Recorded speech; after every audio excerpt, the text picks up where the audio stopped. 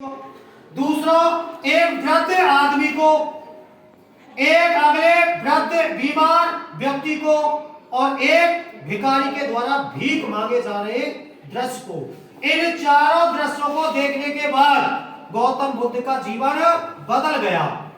अब उसका बेटा था, वो का है वो बीमार, तो वो घर घर पर दवाई मांगने के लिए लोगों के घर जा रही थी।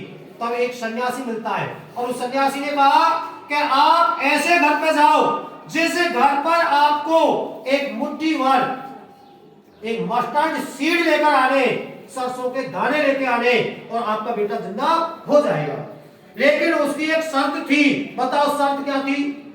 Every person are not dead in their house, क्या उनके घर पर किसी की मृत्यु नहीं हुई हो।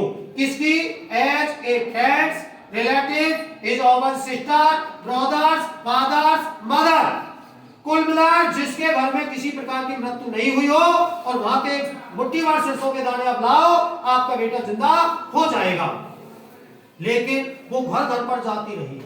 सरसों के बीज लेने के लिए उसने कहा कि आपके घर पर सरसों के दाने हैं क्या? हाँ है।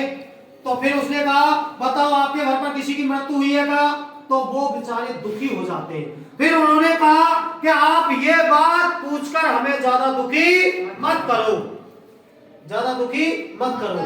अंत में उस सिद्धार्थ गौतम की पत्नी उसने सोचा कि ये संसार है, इसमें मृत्यु, डेथ इज मॉर्टल, मृत्यु नश्वर है, अर्थात मृत्यु शाश्वत है।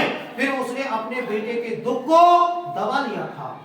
उसी समय सिद्धार्थ गौतम ने अपना महल और अपना राज परिवार छोड़कर कहां निकल गया? जंगल को चला गया, जहां उसने वृक्ष के नीचे बैठकर और बौद्ध ज्ञान की प्राप्ति के लिए आराधना प्रारंभ कर दी थी। अंत में उसे बौद्ध ज्ञान की प्राप्ति हुई और उसी वृक्ष, उस पीपल के वृक्ष का नाम उसने बताओ क्या रख दिया? बौद्ध वृक्ष रख दिया। ये पूरे पाठ मैंने सारांश आपको हिंदी में बताया।